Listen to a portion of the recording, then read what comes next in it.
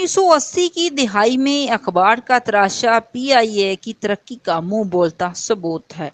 مولانا مودودی صاحب نے جماعت اسلامی کو عملی سیاست میں لانے کا فیصلہ کیا تو صدر ایوب نے کہا کہ مولانا صاحب سیاست تو ایک گندا کھیل ہے۔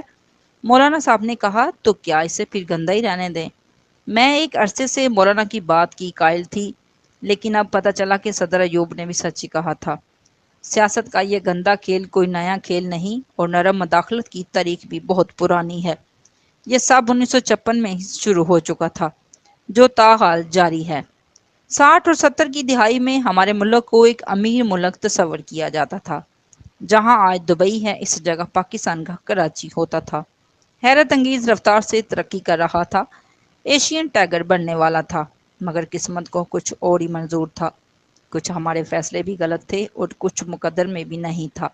پھر ایسا ہوا کہ سیاست کٹ پتلی بن کے رہ گئی، کبھی نواز شریف اور کبھی بے نظیر ننگی تصویروں کا ایسا سیاست کا گندا کھیل کھیلا کہ ترقی کی رفتار کم نہیں بلکہ نفی میں چلی گئی۔ سچ کہوں تو یہ مانکا Gulalai, Reham Khan, Hajra Khan, audio video leak کا یہ کھیل بچکانا لگتا ہے۔ سیاست کو مزید گندا کیا جا رہا ہے۔ سیکس ہو یا رومانس، ہر فرد کی ضرورت ہے۔ باہمی رضامندگی کا معاملہ ہے۔ رنگیلا خاندان، آل شریف پہلے نمبر پر ہے۔ قصوروار وہ ہے جو اسے موقع دیتا ہے اور پھر اس سے فائدہ اٹھاتا ہے۔ ایسے افراد کی مذمت کم اور مرمت زیادہ کرنی چاہیے۔ لیکن سوال پیدا ہوتا ہے کہ تمام سیاستدانوں کا ڈی این اے کروایا جائے تو بازار حسن سے آدھے سے زیادہ اولادیں تو ان کی نکلے گی۔ سیاست کو گندا کرنے کے لیے بازاری عورتوں سے کتابیں چھپوائی جا رہی ہیں۔ اب نئی نسلوں کے ذہنوں میں سوال پیدا ہوگا کہ گند کون پھیلا رہا ہے۔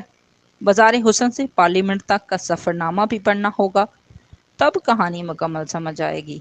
دو لوگوں کا باہمی تعلق، باہمی گفتگو جو بھی ہے وہ ان کا باہمی معاملہ ہے اور رضامندگی سے ہے، جس میں وہ جانے اور خدا جانے۔ باقی پہلا پتھر وہ مارے جو خود پارسا ہو اور جو اس کے قابل ہو، ورنہ نہیں تو یہ سیاست کا گندا کھیل بند کیا جائے۔ پاکستانی سیاست کا سب سے زیادہ گندا کھیل مجھے یہ لگتا ہے کہ ایک دوسرے کے خلاف موقع کی تلاش میں رہنا۔ یہاں کارکردگی نہیں، ایک دوسرے کی کرپشن کی بنیاد پر سیاست ہوتی ہے اور ان کے نزدیک یہی جمہوریت ہے۔